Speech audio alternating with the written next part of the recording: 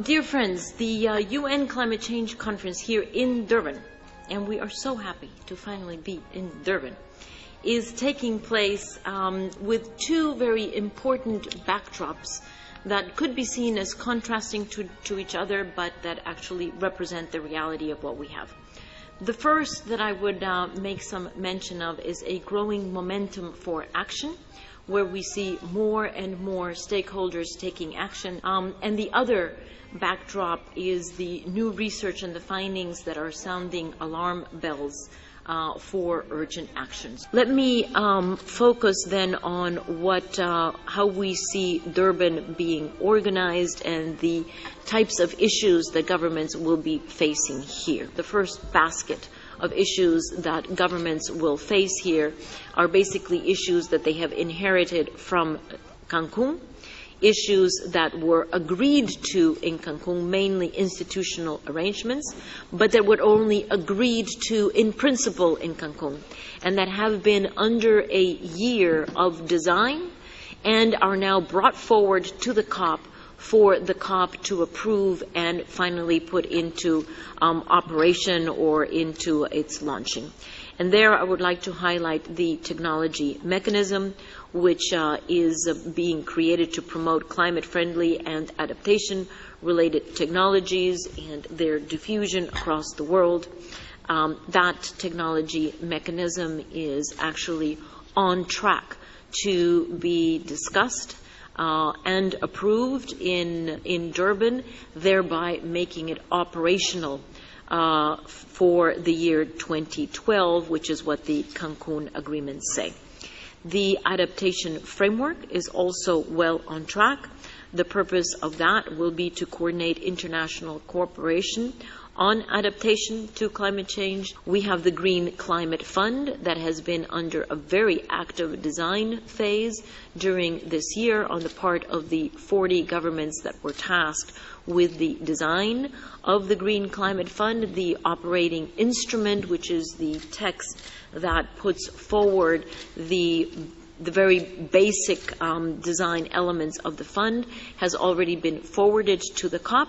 and will be considered by the COP, hopefully also for its approval, since the Green Climate Fund is a very, very important tool because it will grow into being one of the major financial pillars for developing countries to support both their adaptation and their mitigation. Then there is the review, and I would suggest that you also keep your ears attuned to what will happen there. The review was agreed to in Cancun, and it'll be a review that will start in the year 2013, finish in the year 2015, and it is a review of the adequacy of government's efforts up until the year 2015. Then there is a second set of tasks, or a second basket, that is differentiated from the first in the sense that these issues did not get too much traction in Cancun, and hence were left for Durban to give them traction. And these represent the much more complicated political issues that are before the governments. Basically, what to do about the continuation of the Kyoto Protocol, how to set up a second commitment period on one side, and what is the relationship between a second commitment period under the Kyoto Protocol with a broader mitigation framework under the convention that is in the process of being considered, in the process actually of even being thought through. There will be some consultations on this issue on the part of the COP president during this week, but we expect that most of the conversation about that will occur the second week when the ministers arrive, because it is definitely a political issue that needs to be handled at the appropriate level. This is the third preparatory session before the Durban conference of the parties that will take place at the end of the year. We had the first in April in Bangkok, the second in June in Bonn, and this is the third, and hence the most important preparatory session, because out of here governments need to leave with a much clearer idea of what they would be able to agree to in Durban. During this year, governments have actually been very steadily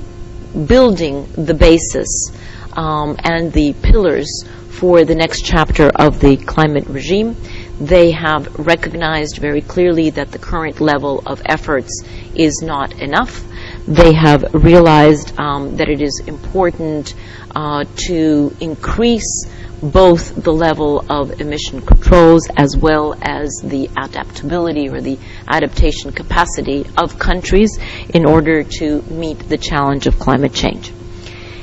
With respect to the issues that are under negotiation, probably the simplest way of organizing the many, many issues are to group them into two big baskets. One is the Cancun package and one is the post-Cancun package. The Cancun package comprises at least 4 large pillars, which are the Green Climate Fund that is under design and is well on its way to be approved in Durban, the technology mechanism that has also been already had already the work done that they need to before Durban and is on its way to be approved in Durban, the adaptation committee that needs to give coherence to the adaptation efforts in developing countries that will be the subject of work here in Panama, and the MRV system, the monitoring, reviewing, and verification system, which seeks to increase the accountability and transparency of efforts of all parties. That last piece is the one that of the 4 basic pillars is a little bit further behind, and hence a piece that will have very focused attention on the part of governments here in Panama.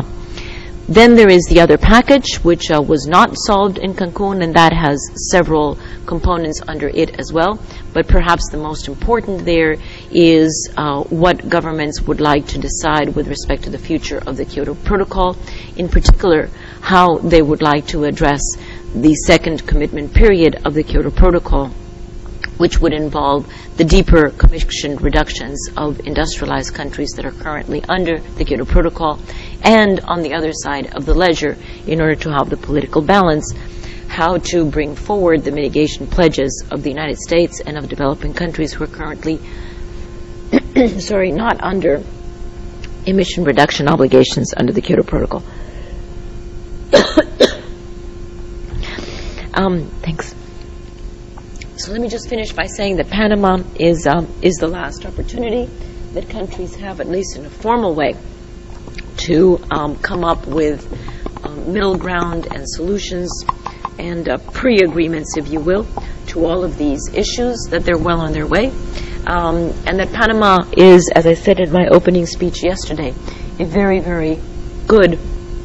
host for this kind of a process, because Panama, being the bridge between North and South, between East and West, actually exemplifies the kind of discussion that countries need to have, which is to find the point that brings them together.